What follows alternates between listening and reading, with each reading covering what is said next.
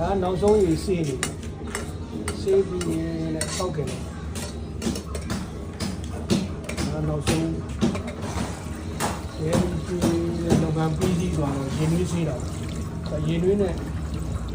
နှစ်ခါသုံးခါလောက်ရင်းနှီးပြောင်းလို့ရင်းနှီးထည့်ရင်အဲ့ဒီအနှစ်ကလေးတွေလို့မကြံအောင်စေးရတယ်အဲ့ဒါစေးပြီး6ကြိမ်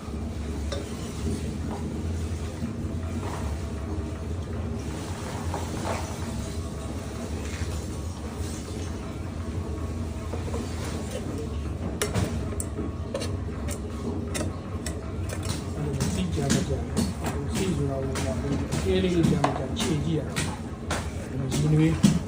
နဲ့ဆင်းပြီးစီဒ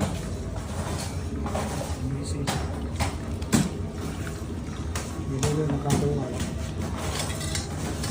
အဲဒီရင်းလေးလောင်းထည့်လိုက်လို့အချူကြီးမကြံတော့တဲ့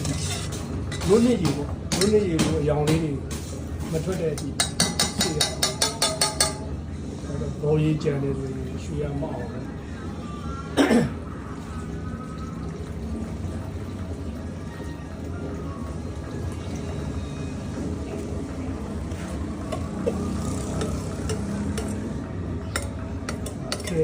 ခဲလေးကြာကြာခြေပြီးရခြေပြီးရိုးစေးဒ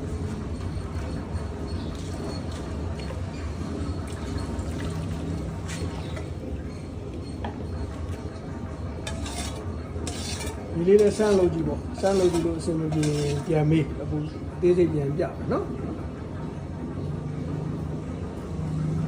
မေးထားတဲ့ဒီလေးနဲ့တခြားလေးကြည့်ပြီးတော့လိုက်လို့ကြည့်